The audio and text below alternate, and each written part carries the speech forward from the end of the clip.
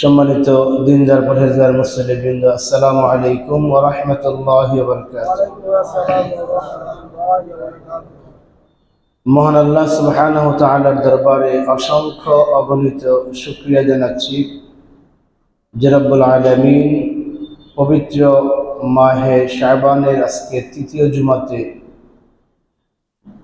আপনাকে আমাকে দুনিয়ার সকল কাজকর্ম থেকে আলাদা করে মেহেরবানি করে সালাতুল জুমা আদায়ের উদ্দেশ্যে বসার তৌফিক দিয়েছেন।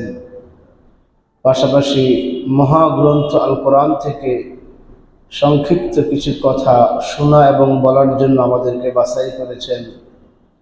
এই জন্য আমরা আল্লাহ তাআলার দরবারে শুকরিয়া জানাচ্ছি, কালিমাতুশ শুকর, আলহামদুলিল্লাহ। অসংখ্য অগণিত দরুদ এবং সালাম পেশ করছি আমাদের নবী, বিশ্বনবী সাইয়্যিদুল মুরসালিন খাতামুন নবিয়্যিন মুহাম্মদুর রাসূলুল্লাহ সাল্লাল্লাহু আলাইহি সাল্লামের প্রতি। সকলে আমরা সংক্ষিপ্ত পরিসরে তার উপর দরুদ এবং সালাম পেশ করি। আল্লাহুম্মা সাল্লি আলা মুহাম্মদ, আল্লাহুম্মা বারিক আলা মুহাম্মদ। সম্মানিত সুধী মণ্ডলী, মহাগ্রন্থ আল কোরআনের ধারাবাহিক এই সংক্ষিপ্ত আলোচনায় আজকে আমি তেলাওয়াত করেছি সূরা নাহলের 125, 26, 27, 28 এই চারটি আয়াতে কারিমা তেলাওয়াত করেছি। এই চারটি আয়াতে কারিমার মধ্য দিয়ে আজকে আমরা সূরা নাহল শেষ করব, যদি আল্লাহ তাআলা আমাদেরকে তৌফিক দান করেন। আমি আল্লাহ তাআলার দরবারে দোয়া করছি, আল্লাহ তাআলা যেন আমাকে এই আয়াতে কারিমার আলোকে সংক্ষিপ্ত পরিসরে নির্ধারিত সময়ের মধ্যে প্রয়োজনীয় কিছু কথা বলার জন্য যে পরিমাণে ইলম যোগ্যতা প্রয়োজন, আল্লাহ তাআলা যেন আমাকে দান করেন, আমিন। যারা আমরা শুনছি আমাদেরকে যেন আমল করার তৌফিক দান করেন, আমিন। গত জুমাতে আমরা সূরা নাহলের 125 নম্বর আয়াত থেকে সংক্ষিপ্ত আকারে কিছু কথা বলেছিলাম। এই আয়াতটি অত্যন্ত গুরুত্বপূর্ণ একটি আয়াত, যে আয়াতটি আল্লাহ তাআলা মক্কায় নাজিল করেছিলেন। মুহাম্মদুর রাসূলুল্লাহ সাল্লাল্লাহু আলাইহি সাল্লামের চারদিকে যখন শত্রু একত্রিত হয়ে, শত্রুরা জোটবদ্ধ হয়ে যখন মুসলমানদের উপর আক্রমণ করে এবং মুসলমানদেরকে আক্রমণ করার প্রশ্নে তাদের ভিতরে কোনো প্রকার মানবতা, কোনো প্রকার মায়া মমতা কাজ করছিল না, ঠিক এমন সময় আল্লাহ তাআলা মুহাম্মদ সাল্লাল্লাহু আলাইহি সাল্লামকে দাওয়াতি কাজের কৌশল বর্ণনা করে এই 125 নম্বর আয়াতে কারিমা নাজিল করেছেন। পরবর্তী 3টি আয়াতে এই দাওয়াতি কাজের ফলে মক্কাতে যে পরিবেশ সৃষ্টি হবে, সেই পরিবেশে যেন মুহাম্মদ সাল্লাল্লাহু আলাইহি সাল্লাম হতাশ না হয়ে ধৈর্য ধারণ করেন এবং আল্লাহর উপর তাওয়াক্কুল করেন এবং আল্লাহকে ভয় করে সৎ কাজ নির্বিঘ্নে নিজে করেন, সেই আহ্বান আল্লাহ তাআলা দিয়েছেন। সংক্ষিপ্ত আকারে আমরা এই 4টি আয়াত থেকে এই কথাগুলি বলতে পারি। গত জুমাতে আমি আংশিক আলোচনা করেছিলাম। প্রথম আয়াতে আল্লাহ তাআলা রাসূল পাক সাল্লাল্লাহু আলাইহি সাল্লামকে দাওয়াতি কাজের পদ্ধতি আলোচনা করেছেন। উদউ ইলা সাবিলি রাব্বিকা বিল হিকমাতি ওয়াল মাউইযাতিল হাসানাহ ওয়াজাদিলহুম বিল্লাতী হিয়া আহসান। রাসূল পাক সাল্লাল্লাহু আলাইহি সাল্লামকে হিকমত অবলম্বন করে, উত্তম নসিহত প্রদান করে, প্রজ্ঞা এবং মাধুর্য দিয়ে মানুষকে দ্বীনের দাওয়াত দেওয়ার আহ্বান করেছেন। সুবহানাল্লাহ। কিয়ামত পর্যন্ত আল্লাহ দাঈদের জন্য এই হুকুম বলবৎ থাকবে। যারাই দাওয়াতি কাজ করবে, ব্যক্তিগতভাবে হোক, দলীয়ভাবে হোক, মিশনগত হোক, যে কোনোভাবে হোক, দাওয়াতি কাজে যারা কাজ করবেন তাদের সকলের জন্য আল্লাহ তাআলার হুকুম হলো বিল হিকমাতি ওয়াল মাউইযা, প্রজ্ঞা এবং উত্তম নসিহত সহকারে আহ্বান করা, বুদ্ধিমত্তার সাথে দাওয়াত দেওয়া। সম্মানিত হাজিরিন, এর আগে আমাদের জানা উচিত দাওয়াতি কাজ কি, এর গুরুত্ব কি, এবং আমাদের দাওয়াত দিতে হবে কার দিকে এবং দাওয়াত দেওয়ার প্রকৃত উদ্দেশ্য কি। এই কয়েকটা বিষয় যদি আমরা জানি তাহলে বিষয়টা আরো ক্লিয়ার হবে। সম্মানিত হাজিরিন, দাওয়াত দেওয়া আল্লাহর পক্ষ থেকে আমাদের জন্য একটি ফরজ আইন ইবাদত। বলেন সুবহানাল্লাহ। আজকে আমরা সালাত পড়তে এসেছি। কেন এসেছি? আল্লাহ হুকুম করেছেন আকিমুস সালাহ, নামাজ কায়েম করো, ঠিক কিনা? আমরা এই জন্য আজকে নামাজ পড়তে এসেছি। আর কয়েকদিন পরে রমাদানের সিয়াম সাধনা শুরু হবে। আমরা সকলে ইনশাআল্লাহ তাআলা সিয়াম সাধনা করব, রোজা রাখব। কেন? কুতিবা আলাইকুমুস সিয়াম, আল্লাহ বলতেছেন তোমাদের উপর সিয়ামকে ফরজ করা হয়েছে। এই ফরজ হওয়ার কারণে আমরা রোজা রাখবো, সালাত আদায় করছি, জাকাত দিচ্ছি, ভালো ভালো কাজ করছি ফরজ হওয়ার কারণে। ঠিক তদ্রূপভাবে আল্লাহ তাআলা ফরজ করেছেন এই দাওয়াত দেওয়াকে। এই যে আয়াত তেলাওয়াত করলাম, এখানে আল্লাহ তাআলা দাওয়াতকে ফরজ করেছে।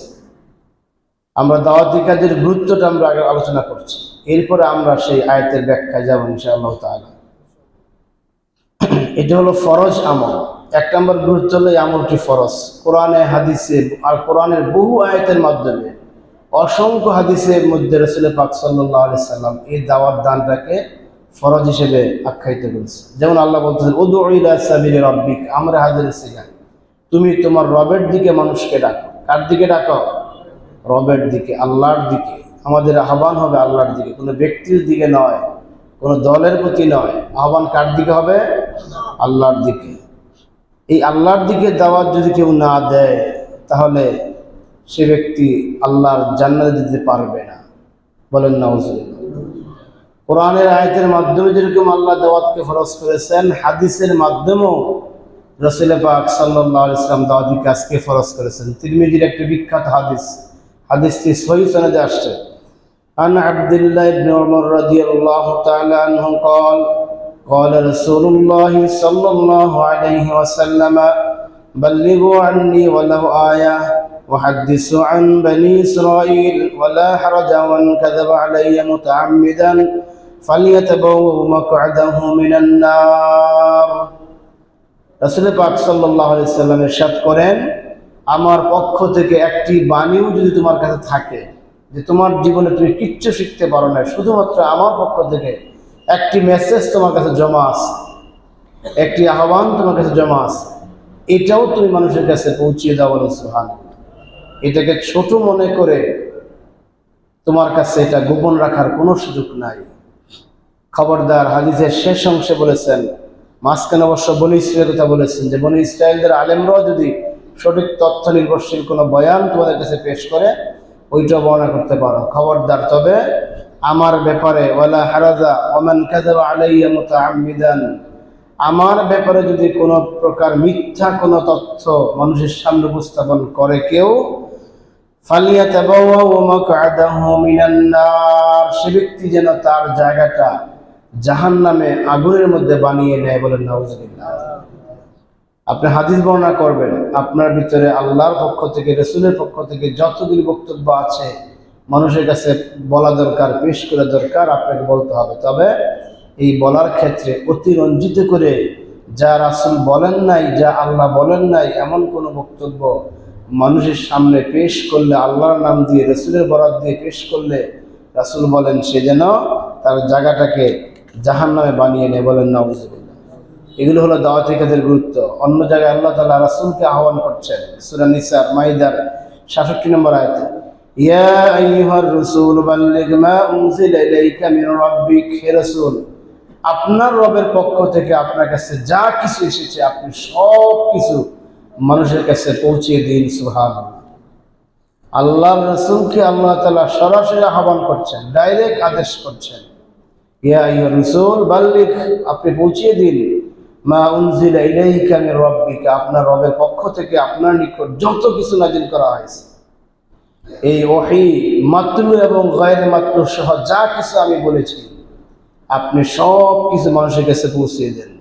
ওয়া ইন লাম তাফআল ফামা বাল্লাগতা রিসালাতাহু, আর যদি আপনি মানুষের কাছে এই তথ্যগুলি প্রচার না করেন, দাওয়াতি কাজে আপনি যদি সময় ব্যয় না করেন, তাহলে মনে রাখেন আপনার রিসালাতের দায়িত্ব আপনি পালন করতে পারেন নাই।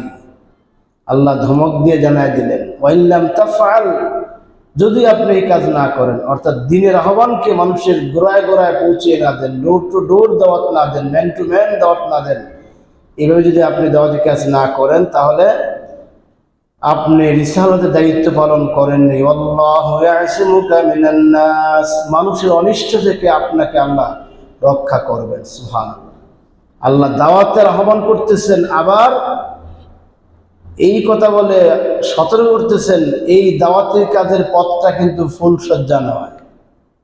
আপনার জন্য লাল গালিচা বিছিয়ে রাখবে, আপনি রোজের দিনের দাওয়াত দিবেন, আর কাফের মুশরিকরা আপনার জন্য লাল গালিচা বিছিয়ে রাখবে, এটা কিন্তু বিষয় নয়। এটা ইঙ্গিত দিলেন আল্লাহ এই শব্দের মধ্যে যে আল্লাহু ইয়াসিমুকা মিনান নাস, মানুষের যত অনিষ্টতা আছে আপনার বিরুদ্ধে যারা দাঁড়াবে, এই সমস্ত অনিষ্টতা থেকে আমি আল্লাহ আপনাকে রক্ষা করবো। বলেন সুবহানাল্লাহ। ইন্নাল্লাহ লা ইয়াহদিল কওমাল কাফিরিন, আল্লাহ তাআলা কওমে কাফের যারা এদেরকে কখনো হেদায়েত দান করেন না। এইভাবে আল্লাহ তাআলা আরো অনেক নির্দেশ দিয়েছেন। যেমন সূরা আহজাবে আল্লাহ তাআলা বলতেছেন, ইয়া আইয়ুহান নাবিয়্যু ইন্না আরসালনাকা শাহিদা ওয়া মুবাশশিরান ওয়া নাযীরা, হে রাসূল আমি আপনাকে গোটা মানব জাতির উপর সাক্ষী হিসেবে স্থাপন করেছি। বলেন সুবহানাল্লাহ। আপনি হলেন মুবাশশিরা, মানুষকে জান্নাতের সুসংবাদ দানকারী, ওয়া নাযীরা, এবং জাহান্নাম থেকে মানুষকে ভয় প্রদর্শনকারী, ওয়া দাঈয়ান ইলাল্লাহি বিইযনিহি ওয়া সিরাজাম মুনীরা, আর আপনি হলেন বিশ্ববাসীর কাছে দাওয়াতি কাজের ক্ষেত্রে একজন উজ্জ্বল নক্ষত্র। বলেন সুবহানাল্লাহ। সিরাজাম মুনীরা, উজ্জ্বল নক্ষত্র। আপনি যে পদ্ধতিতে মানুষকে দাওয়াত দিয়েছেন, আপনি যেভাবে দাওয়াতি কাজ করছেন, কিয়ামত পর্যন্ত আপনার উম্মতেরা আপনার কাছ থেকে এই নিদর্শন নিয়ে মানুষ দাওয়াতি কাজ করে। বলেন সুবহানাল্লাহ। রাসূলের তরিকা ছাড়া নিজেদের মন মতো তরিকা বানিয়ে দাওয়াতি কাজ করলে কি দাওয়াতের গুরুত্ব আসবে? আসবে না। সুতরাং এটা একটি দাওয়াতি কাজের অত্যন্ত গুরুত্বপূর্ণ একটা বিষয়, যে আল্লাহ তাআলা কোরআনে বহু জায়গায় মানুষকে আহ্বান করেছেন এই দাওয়াতি কাজ করার জন্য। শুধু মানুষকে নয়, যত নবী রাসূল পৃথিবীতে প্রেরণ করেছেন, যত নবী রাসূল এসেছে, একেবারে নূহ আলাইহিস সালাম থেকে শুরু করে মুহাম্মদ সাল্লাল্লাহু আলাইহি সাল্লাম পর্যন্ত, ঈসা আলাইহিস সালাম পর্যন্ত যত নবী রাসূল ছিলেন, প্রত্যেক নবী রাসূলকে আল্লাহ তাআলা আল্লাহর দিকে আহ্বান করার জন্য আহ্বান করেছেন। সুবহানাল্লাহ। সুতরাং দাওয়াতি কাজের গুরুত্ব আছে না? অবশ্যই আছে। যেমন নূহ আলাইহিস সালামকে আল্লাহ বললেন, তার ব্যাপারে আল্লাহ বলতেছেন যে তিনি দাওয়াতি কাজ করেছেন। আল্লাহ দলিল দিচ্ছেন সূরা আরাফের 59 নম্বর আয়াতে, লাকাদ আরসালনা নূহান ইলা কওমিহি ফাকালা ইয়া কওমি ইবুদুল্লাহা মা লাকুম মিন ইলাহিন গায়রুহু ইন্নী আখাফু আলাইকুম আযাবা ইয়াউমিন আযীম। নূহ আলাইহিস সালাম যে দাওয়াতি কাজ করেছেন, আল্লাহ এটা আমাদের কাছে জানাচ্ছেন। আল্লাহ বলতেছেন, আমি নূহ আলাইহিস সালামকে প্রেরণ করেছিলাম তার কওমের নিকট। ফাকালা ইয়া কওমি ইবুদুল্লাহ, তিনি তার জাতিকে বলেছিলেন, হে আমার জাতি, একমাত্র আল্লাহর দাসত্ব করো, আল্লাহ ছাড়া অন্য কারো দাসত্ব মেনে নিও না। এটা নূহ আলাইহিস সালাম তার জাতিকে এই দাওয়াত দিয়েছিলেন। আর বলেছিলেন, ইন্নী আখাফু আলাইকুম আযাবা ইয়াউমিন আযীম, তোমাদের ব্যাপারে আমার আশঙ্কা হচ্ছে যে বিশাল এক মহান দিবস আছে, ওই দিবসে আল্লাহ তাআলা তোমাদেরকে আযাবে গ্রেফতার করবেন, আমার এমন একটা শঙ্কা হয় তোমাদের ব্যাপারে। সুতরাং তোমরা এক আল্লাহর দাসত্ব করো, এক আল্লাহ ছাড়া অন্য কারো কাছে মাথা নত করো না। এটা নূহ আলাইহিস সালাম এভাবে তার জাতিকে দাওয়াত দিতেন। সেম দাওয়াত দিতেন হযরত হুদ আলাইহিস সালাম তার জাতিকে। এটাও আল্লাহ তাআলা একই সূরা আরাফের 65 নম্বর আয়াতে আল্লাহ বলতেছেন, ওয়া ইলা আদিন আখাহুম হুদা, আমি আদ জাতির কাছে তাদের ভাই হুদকে প্রেরণ করেছিলাম। ক্বালা ইয়া কওমি ইবুদুল্লাহা মা লাকুম মিন ইলাহিন গায়রুহু, তিনিও তার জাতিকে বলেছিলেন, আল্লাহ তোমাদের আল্লাহ ছাড়া আমাদের রব ছাড়া অন্য কারো দাসত্ব করো না। আফালা তাত্তাকুন, তোমরা কি তাকে ভয় করবে না, অন্যায় থেকে বেঁচে থাকবে না? এরকমভাবে তিনি দাওয়াত দিতেন। সেম দাওয়াত কাজ দিয়েছিলেন হযরত সালেহ আলাইহিস সালাম তার জাতিকে। সেখানেও আল্লাহ তাআলা আমাদেরকে জানাচ্ছেন সূরা আরাফের 73 নম্বর আয়াতে, ওয়া ইলা সামুদ আখাহুম সালিহা, সামুদ জাতির কাছে তাদের ভাই সালেহকে প্রেরণ করেছিলাম। ক্বালা ইয়া কওমি ইবুদুল্লাহা মা লাকুম মিন ইলাহিন গায়রুহু, তিনিও তার জাতিকে বলেছেন একই বক্তব্য, যে আল্লাহ ছাড়া কোনো কারো দাসত্ব করো না। এইভাবে আল্লাহ তাআলা সমস্ত নবীদেরকে দাওয়াতি কাজ করার জন্য দায়িত্ব দিয়েছিলেন। ঈসা আলাইহিস সালামও এই মর্মে আহ্বান করেছিলেন, ইন্নাল্লাহা রাব্বি ওয়া রাব্বুকুম যখন ঈসা আলাইহিস সালামকে তার জাতিরা খোদা হিসেবে মানতে শুরু করলো, বলেন নাউজুবিল্লাহ। যখন খ্রিস্টান জাতিরা বলতে লাগলো এটাই আল্লাহ, এটাই খোদা, যে তার পিতা নাই, তার সন্তান নাই, তার স্ত্রী নাই, সুতরাং আল্লাহর সন্তান নাই, আল্লাহর পিতা নাই, আল্লাহর স্ত্রী নাই, ঈসা যেহেতু এরকম একজন ব্যক্তি, সুতরাং এটাই কি খোদা, বলেন নাউজুবিল্লাহ। তখন তাদের এই জবাব দিয়েছিলেন ঈসা আলাইহিস সালাম, ইন্নাল্লাহা রাব্বি, নিশ্চয় আল্লাহ আমার রব, ওয়া রাব্বুকুম, এবং তোমাদের রব, ফা'বুদু, সুতরাং তার দাসত্ব করো, হাযা সিরাতুম মুস্তাকিম, এটাই হলো সঠিক পথ। সুবহানাল্লাহ। তার মানে এই যে দ্বীনের দাওয়াত দেওয়া, সূরা নাহলের 125 নম্বর আয়াতে আমরা যাচ্ছি একটু পরে, দাওয়াতি কাজের যে গুরুত্ব সেটা বলতেছি। সুতরাং এটা সমস্ত নবী রাসূলরা করেছেন, সমস্ত সাহাবারা আমরা করেছেন, সুতরাং আমাদেরকেও তাদের অনুসারী হিসাবে, রাসূলের ইত্তিবা হিসাবে, সাহাবীদের অনুসারী হিসাবে আমাদেরকেও মানুষকে দ্বীনের দিকে, আল্লাহর দিকে আহ্বান করতে হবে। এটা আমাদের দায়িত্ব। এই দাওয়াতি কাজের মর্যাদা কি, দাওয়াতি কাজের গুরুত্বের পর আমরা আলোচনা করব। দাওয়াতি কাজের মর্যাদা, আপনি দাওয়াতি কাজ করলে, আমি দাওয়াতি কাজ করলে, আমরা সবাই মিলে মানুষকে দ্বীনের দাওয়াত দিলে আমাদের মর্যাদা কি আল্লাহ বলতেছেন। প্রথম মর্যাদা হলো আমরা আল্লাহর দরবারে আমরা সফলতা হিসাবে, সফল কাম হিসাবে আমরা আল্লাহর দরবারে হাজির হতে পারবো, বলেন সুবহানাল্লাহ। ওয়ালতাকুম মিনকুম উম্মাতুন ইয়াদউনা ইলাল খায়র ওয়া ইয়ামুরুনা বিল মা'রুফি ওয়া ইয়ানহাউনা 'আনিল মুনকার ওয়া উলাইকা হুমুল মুফলিহুন। সূরা আল ইমরান 104 নম্বর আয়াত। আল্লাহ বলতেছেন, তোমাদের মধ্যে একটা সম্প্রদায় থাকতে হবে, একটা দল থাকতে হবে, একটা সংগঠন থাকতে হবে, যারা মানুষকে সব ভালো কাজের দিকে আহ্বান করবে। ইয়াদউনা ইলাল খায়র, কল্যাণকর কাজে মানুষকে আহ্বান করবে। ওয়া ইয়ামুরুনা বিল মা'রুফ, ন্যায় কাজ করতে মানুষকে আদেশ করবে। বর্তমানে দাওয়াত দিবে, দ্বিতীয়বার তাকে ন্যায় কাজ করতে বাধ্য করবে, সংসদে আইন প্রণয়ন করে তাকে ন্যায় কাজ করতে বাধ্য করবে। ওয়া ইয়ানহাউনা আনিল মুনকার, এবং অন্যায় কাজ থেকে মানুষকে দূরে সরে রাখবে। ওয়া উলাইকা হুমুল মুফলিহুন, আল্লাহর দৃষ্টিতে এরা সফল, বলে সুবহানাল্লাহ। এই দাওয়াতি কাজ করার কারণে যদিও তাকে জেলখানা যেতে হয়েছে, জেলখানা মৃত্যুবরণ করতে হয়েছে, ফাঁসিতে ঝুলতে হয়েছে, মানুষ তাকে বিভিন্ন অপবাদ দিয়েছে, বিভিন্ন ধরনের কথা তার বিরুদ্ধে বলেছে, বিভিন্ন ধরনের কটূক্তি তাকে করেছে, কিন্তু আল্লাহ বলেন উলাইকা হুমুল মুফলিহুন, এরাই হলো প্রকৃত সফলকাম, বলে সুবহানাল্লাহ। সুতরাং দাওয়াতি কাজের মর্যাদা হলো আল্লাহর নিকট সফল কাম হিসেবে আমরা দাঁড়াবো। এই দাওয়াতি কাজের আরেকটা মর্যাদা হলো, এই উম্মতকে আল্লাহ তাআলা শ্রেষ্ঠ উম্মত বলে ঘোষণা দিয়েছেন, এই কারণে যে উম্মতের দায়িত্ব হলো মানুষের প্রতি, মানুষকে দ্বীনের আহ্বান করবে। সুবহানাল্লাহ। এই যে আমরা উম্মতে মুহাম্মাদি, আমাদেরকে শ্রেষ্ঠ উম্মত বলা হয়েছে, এর কারণ হলো আমরা নিজেরা দাওয়াত পেয়েছি এবং সেই দাওয়াত আমরা মানুষকে দেব।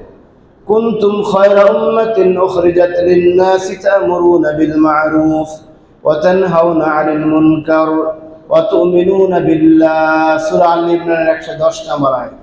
সূরা আল ইমরানের 110 নম্বর আয়াতে আল্লাহ বলতেছেন, তোমরা হলে সর্বশ্রেষ্ঠ জাতি। আলহামদুলিল্লাহ, আমরা মুসলমানরা শ্রেষ্ঠ জাতি। আমাদের এই শ্রেষ্ঠত্ব ধরে রাখার জন্য যে কাজটা করতে হবে সেটা হলো তা'মুরুনা বিল মা'রুফ, মানুষকে ন্যায় কাজের দিকে আহ্বান করতে হবে, বাধ্য করতে হবে ন্যায় কাজ করতে। আপনার সন্তান ন্যায় কাজ করবে না, আপনাকে তাকে ন্যায় কাজ করতে বাধ্য করতে হবে। আপনার অধীনস্থরা অন্যায় কাজ করবে, সেই অন্যায় থেকে আপনি ফিরে আনতে বাধ্য করতে হবে। এভাবে আমাদেরকে আল্লাহ তাআলা মর্যাদা দিয়েছেন। এই মর্যাদা আর কাউকে আল্লাহ তাআলা দেন নাই। আর এটা হলো আমাদের জীবনের সবচেয়ে শ্রেষ্ঠতম একটি কাজ, হলো দাওয়াত দেওয়া। আপনি আজকে সারাদিনে যতগুলি কাজ করবেন, যতগুলি কথা বলবেন, এই যে আমি এখন কথা বলতেছি, আজকে সকাল থেকে আমি রাত্রবতী পর্যন্ত আল্লাহ হায়াতে বাঁচালে আমি সারাদিন যত কথা বলবো, এই সকল কথার চেয়ে উত্তম কথা হবে এখন যা বলছি। সুবহানাল্লাহ। সারাদিনে যত কথা বলবো, সমস্ত কথার মধ্যে উত্তম কথা হবে এখন যা বলছি। সুতরাং এই দাওয়াতি কাজটা হলো শ্রেষ্ঠ কাজ।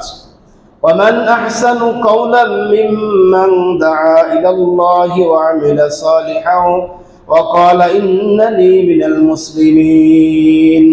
সূরা হামিম সরদার 33 নম্বর আয়াতে আল্লাহ বলতেছেন, তার কথার চেয়ে উত্তম কথা আর কারটা হতে পারে যে ব্যক্তি মান দাআ ইলাল্লাহ, মানুষকে আল্লাহর দিকে ডাকে, বলে সুবহানাল্লাহ। কার দিকে ডাকে? আল্লাহর দিকে ডাকে। সে ব্যক্তি মানুষকে ধর্ম নিরপেক্ষতার দিকে ডাকে না, সমাজতন্ত্র মতবাদের দিকে ডাকে না, জাতীয়তাবাদের দিকে ডাকে না, মানব রচিত কোনো মতবাদ, কোনো আইনের দিকে ডাকে না। তার স্লোগানটা এই আজেবাজে স্লোগান হয় না, তার স্লোগান হয় কি? নারায়ে তাকবীর আল্লাহু আকবার, লিল্লাহি তাকবীর আল্লাহু আকবার, তার স্লোগান হয়। সুতরাং এই ব্যক্তির কথা হলো সবচাইতে শ্রেষ্ঠ কথা, সবচেয়ে বড় কথা, মিম্মান দাআ ইলাল্লাহ, যে মানুষকে আল্লাহর দিকে ডাকে। সম্মানিত হাজিরিন, এই মানুষকে আল্লাহর দিকে যারা ডাকবে, আল্লাহর দৃষ্টিতে তারা হলেন শ্রেষ্ঠ মানুষ। সুবহানাল্লাহ। ওয়া মান আহসানু কাওলাম মিম্মান দাআ ইলাল্লাহ। এই যে আমরা সূরা 3 এর মধ্যে তেলাওয়াত করি, লাকাদ খালাকনাল ইনসানা ফি আহসানি তাকওয়িম, যে মানুষকে আমি সৃষ্টি করেছি সর্বোত্তম করে, সবচাইতে সুন্দর করে মানুষকে আমি সৃষ্টি করেছি। এই সৌন্দর্য, এই সবচেয়ে উত্তম মানুষ কারা? যে ব্যক্তি এখন দুর্নীতি দেয়, জেল খাটতেছেন, সে ব্যক্তি উত্তম মানুষ না। যে ব্যক্তি হাজার হাজার লক্ষ লক্ষ মানুষকে হত্যা করে এখন ভারতে পলায় আছেন, সে কি উত্তম মানুষ? প্রশ্নই আসে না। যে ব্যক্তি মানুষের লক্ষ লক্ষ টাকার সম্পদগুলি অন্যভাবে গ্রহণ করেছে, সে কি ভালো মানুষ? সে আহসান নয়। আহসান হলো যারা এই মানুষকে আল্লাহর দিকে ডাকে, বলেন সুবহানাল্লাহ। সুতরাং ওয়া মান আহসানু কাওলাম মিম্মান দাআ ইলাল্লাহ, ওই ব্যক্তি আল্লাহর কাছে উত্তম, ওই ব্যক্তি লাকাদ খালাকনাল ইনসানা ফি আহসানি তাকওয়িম, ওই ব্যক্তি সে ব্যক্তি যে মানুষকে আল্লাহর দিকে ডাকে। সুতরাং আল্লাহর দিকে আহ্বান করলে হবে শ্রেষ্ঠ জান্নাতি। আর আল্লাহর পথ ছাড়া মানব রচিত কোনো পথের দিকে যখন কেউ কাউকে আহ্বান করবে, তখন সে হবে জাহান্নামী, বলেন নাউযুবিল্লাহ। আল্লাহ রাসূল সাল্লাল্লাহু আলাইহি ওয়াসাল্লাম এটা বলেন, তিরমিজি হাদিস, অনেক লম্বা হাদিস, শেষের অংশ বলতেছি আমি। ওয়ামান দাআ বিদাওয়াতিল জাহিলিয়া ফাহুয়া মিন জুসাই জাহান্নাম ওয়া ইন সাওমা ওয়া সাল্লা ওয়া যাআমা আন্নাহু মুসলিম। হাদিসের শেষ অংশে রাসূল বলতেছেন, ওয়ামান দাআ বিদাওয়াতিল জাহিলিয়া, যে ব্যক্তির দাওয়াত হবে জাহিলিয়াতের দিকে, অর্থাৎ কোরআনের বিপরীতে যত দাওয়াত আছে সমস্ত দাওয়াত হলো জাহিলিয়াতের দাওয়াত, বলেন নাউযুবিল্লাহ।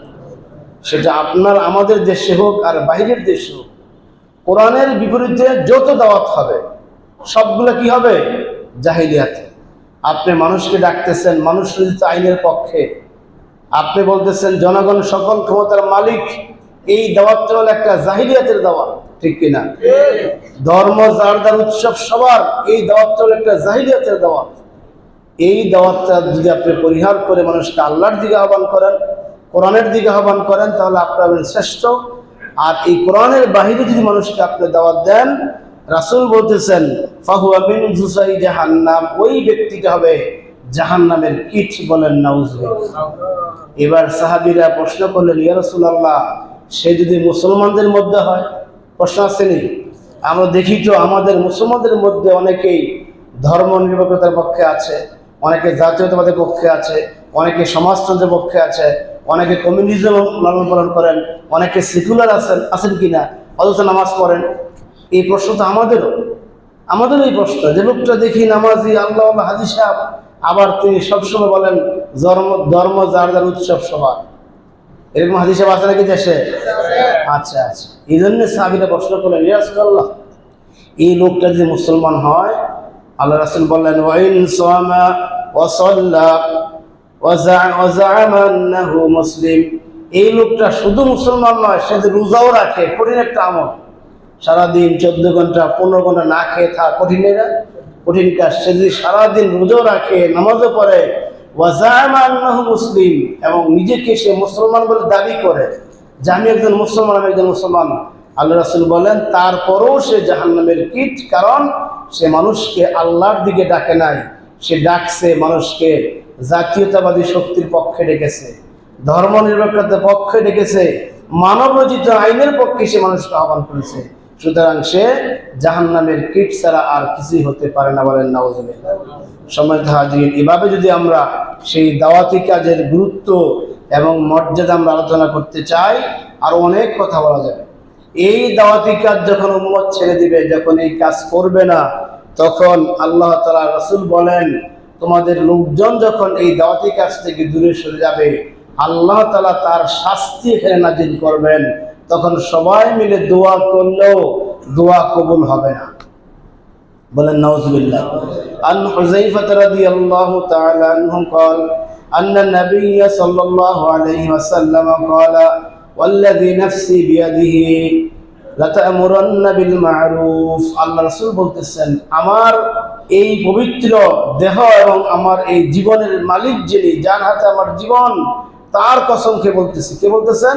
মুহাম্মদুর রাসূলুল্লাহ সাল্লাল্লাহু আলাইহি ওয়াসাল্লাম বলতেছেন যে ওয়াল্লাযী নাফসি বিয়াদিহি, তার কসম যার হাতে আমার জীবন, লাতা'মুরুন্না বিল মা'রুফ, যদি তোমরা সৎ কাজের আদেশ মানুষকে না করো, তোমার সামনে একটা মানুষ অসৎ পথে যাচ্ছে, তাকে তুমি সত্যের দিকে নিয়ে আসো।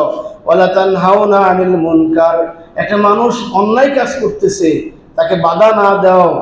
আও লা ইউশিকান্নাল্লাহু আইয়াবআসা আলাইকুম আযাবাম মিন ইনদিহি, এই অবস্থা যখন তোমাদের মধ্যে থাকবে, অচিরেই আল্লাহ তাআলা তোমাদের একটা আযাব দিবেন।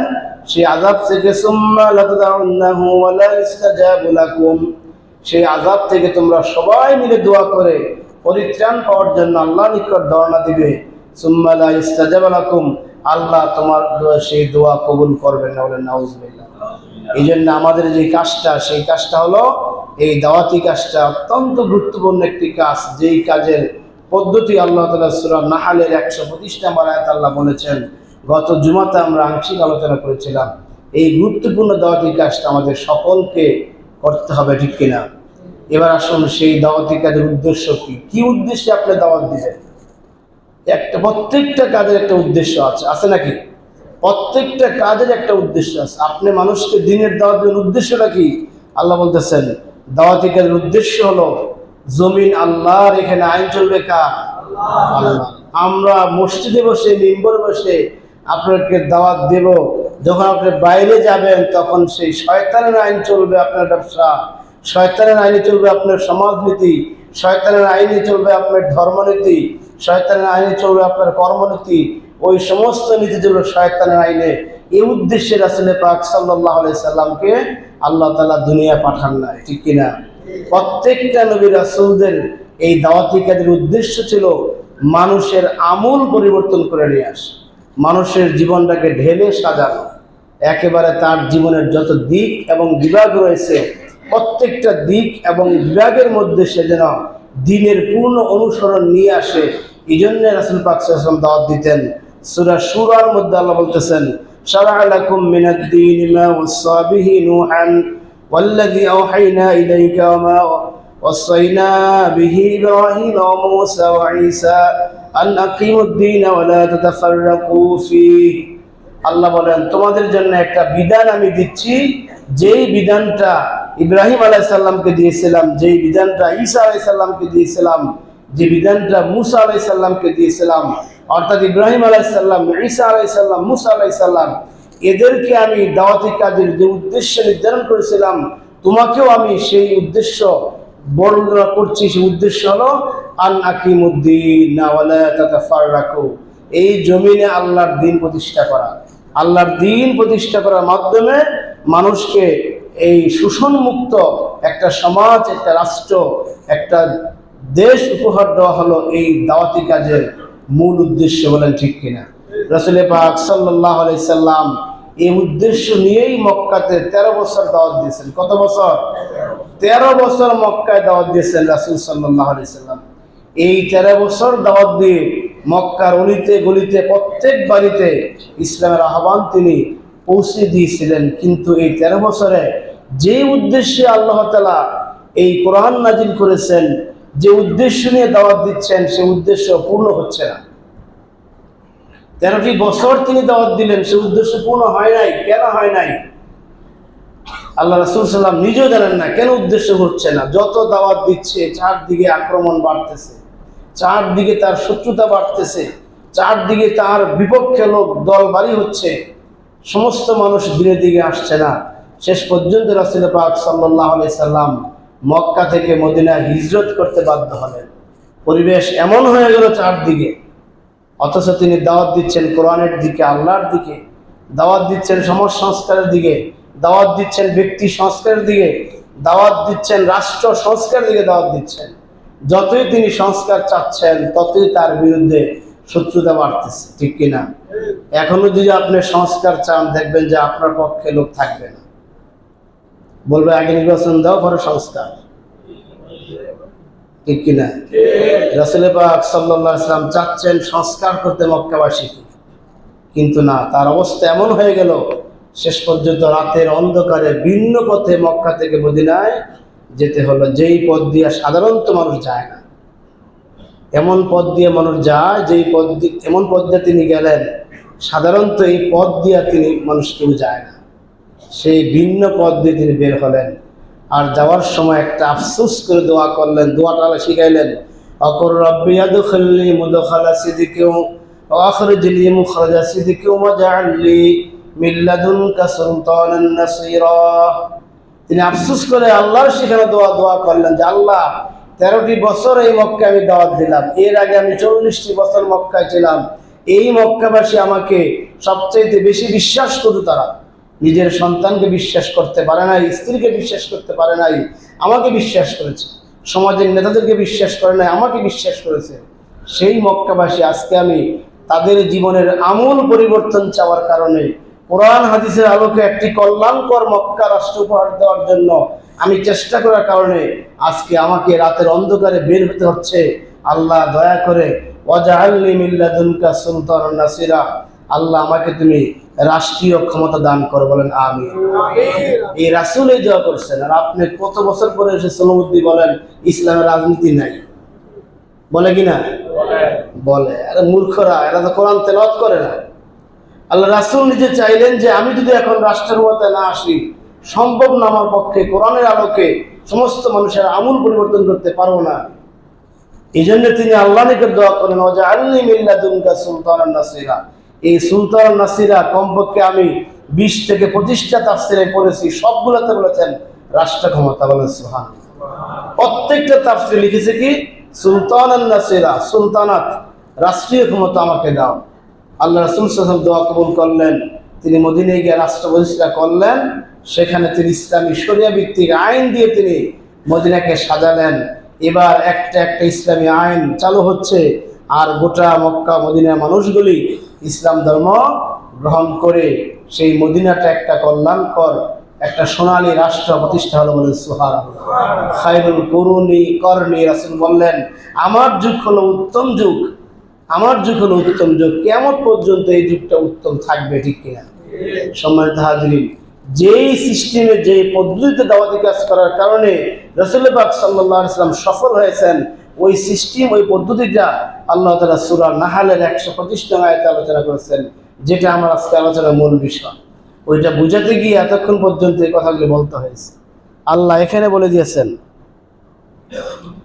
এখানে আল্লাহ তাআলা বলে দিয়েছেন, উদু ইলা সাবিলি রাব্বিক, তোমার এই রাষ্ট্রে দিন প্রতিষ্ঠা করতে হলে, এখানে মানুষের আমূল পরিবর্তন করতে হলে তুমি মানুষকে দ্বীনের দাওয়াত দাও, বিল হিকমাতি, বুদ্ধিমত্তা প্রজ্ঞার সাথে, ওয়াল মাউইযাতি, উত্তম উত্তম শব্দ চয়ন করে সুন্দর সুন্দর কথা বলে তাকে দাওয়াত দাও। যাকে তুমি দাওয়াত দিবে তার ভিতরে ইসলাম সম্পর্কে কি কি অ্যালার্জি আছে, ইসলাম সম্পর্কে নেগেটিভ কি চিন্তা তার ব্রেনে লালন পালন করছে, আগে ওইটা ফাইন্ড আউট করো।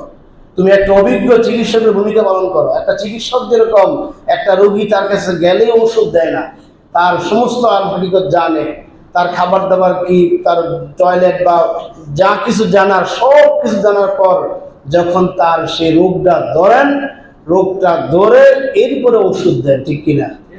একজন দায়ীকে যিনি দিনের দাওয়াত দিবেন, তার প্রাথমিক কাজ হলো তিনি একজন অভিজ্ঞ চিকিৎসকের ভূমিকা পালন করবেন, বলেন সুবহানাল্লাহ। বিল হিকমা, বুদ্ধিমত্তা প্রজ্ঞা দিয়ে ওই ব্যক্তির ইসলাম বিদ্বেষী যে চিন্তা চেতনা আছে সবগুলো বের করে নিয়ে এসে কোরআন হাদিসের আলোকে দলিল পেশ করে তার সেই বুদ্ধিভিত্তিক জবাব দিয়ে তাকে দ্বীনের পথে আহ্বান করতে হবে। ইসলামের বিপরীত যে চিন্তা চেতনাগুলি আছে সবগুলি সেখান থেকে বের করে নিয়ে আসতে হবে।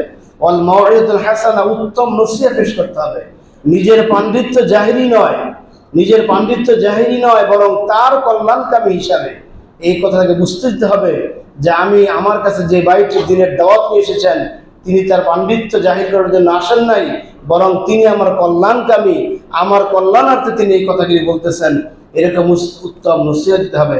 ওয়াজাদিলহুম বিল্লাতি আহসান, এবং তার সাথে কোনো বিষয়ে বিতর্ক হলে সেই সুন্দর সুন্দর বাক্য শব্দ চয়ন করে তার সাথে বিতর্ক লিপ্ত হতে হবে, ঠিক কিনা? আপনার উত্তম নসিহা, উত্তম আচরণ দিয়ে, রাসূল পাক সাল্লাল্লাহু আলাইহি ওয়াসাল্লামের জীবনে এরকম অনেক ঘটনা আছে, দিনের জন্য দাওয়াত দেওয়া লাগে নাই, উত্তম আচরণ করেই ওই লোকটাকে দিনের দিকে নিয়ে এসেছেন, ঠিক কিনা? আপনারা সেই ঘটনা জানেন। এক ইহুদি মসজিদে নববীতে এসে প্রস্তাব করে দিল, আপনারা সেই ইতিহাস সকলেই জানেন। রাসূল পাক সাল্লাল্লাহু আলাইহি ওয়াসাল্লাম এই দৃশ্য দেখে সাহাবায়ে কেরামরা তো খেপে গেলেন যে বেটা কত বড় সাহস, আমাদের মসজিদে এসে তুই প্রস্তাব করে দিলি, আজকে তোর এক খবর নিয়ে ছাড়বো। সাহাবায়ে কেরামরা রেগে গেলেন।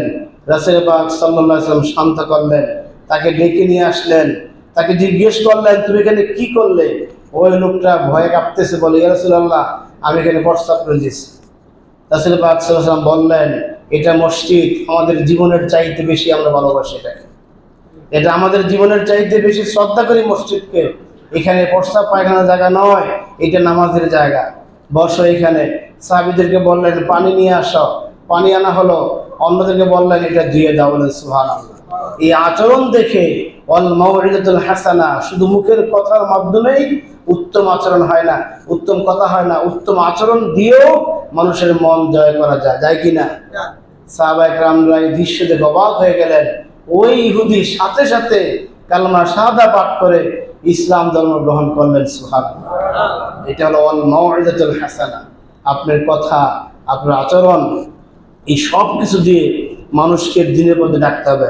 ইন্না রাব্বাকা হুয়া ওয়াজাদিলহুম বিল্লাতি হিয়া আহসান, আর তার সাথে কোনো বিতর্ক লিপ্ত হলে উত্তম উত্তম ভাষায় নরম শব্দ ব্যবহার করে বিতর্ক করতে হবে। কঠিন কোনো শব্দ নয়, রূঢ় কোনো আচরণ নয়, মারামারি পারাপারি হুমকি ধমকি নয়, বরং হাস্যোজ্জ্বল চেহারায় সুন্দর সুন্দর মোলায়েম মোলায়েম ভাষা ব্যবহার করে তার সাথে তাকে বিদায় করতে হবে। এরপরও যদি সে ইসলামে না আসে, আল্লাহ বলেন ইন্না রাব্বাকা হুয়া আ'লামু বিমান দাল্লা আন সাবিলিহি ওয়া হুয়া আ'লামু বিল মুহতাদিন। আল্লাহ ভালো করে জানেন কোন ব্যক্তিটা ইসলাম ধর্ম গ্রহণ করবে আর কোন ব্যক্তিটা গ্রহণ করবে না। তার নসিবে নেই, সেজন্য ইসলাম ধর্ম গ্রহণ করতে পারে নাই। এটা ছিল সূরা নাহলের 125 নম্বর আয়াত থেকে সংক্ষিপ্ত কথা। এখান থেকে আমাদের সংক্ষিপ্ত শিক্ষা হলো, যারাই আমরা দিনের দাওয়াত দেই আর যারাই দেই না, সবাইকে দেওয়া লাগবে। মুসলমান হিসেবে নামাজ পড়া যেরকম ফরজ, দিনের দাওয়াতি কাজ করাও কি ফরজ, এটাও পর্যায়। সুতরাং যখনই আপনি দাওয়াত দিবেন তখন আপনার সেই দাওয়াতি কাজের 3টা চমৎকার ফর্মুলা এখানে আল্লাহ দিয়েছেন। একটা হলো বুদ্ধি প্রজ্ঞার সাথে দাওয়াত দেওয়া, একটা হলো হিকমতের সাথে কথা বলা, আরেকটা হলো বিতর্কে লিপ্ত হলে সুন্দর সুন্দর শব্দ, মোলায়েম মোলায়েম শব্দ ব্যবহার করা। আল্লাহ আমাদেরকে বুঝার তৌফিক দিন।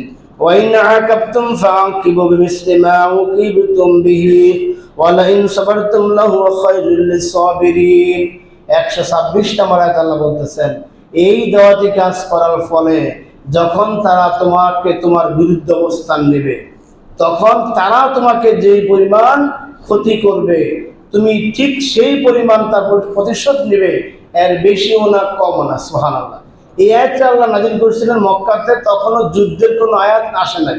ওয়াকাতিলুহুম ফি সাবিলিল্লাহ, আল্লাহর পথে সংগ্রাম করো, জিহাদ করো, এই সমস্ত বিধান আসার আগে কাফেরদের অত্যাচার যখন শুরু ভাব, তখন আল্লাহ বললেন এই দাওয়াতি কাজের ফলে তোমার বিরুদ্ধে যখন কাফের মুশরিকরা ঐক্যবদ্ধ হয়ে তোমার বিরুদ্ধে লড়বে, তখন তারা তোমাকে যেই পরিমাণ আঘাত করে তুমিও সেই পরিমাণ আঘাত করবে, কোনোভাবেই তার বেশি করে তুমি সীমা লঙ্ঘন করবে না।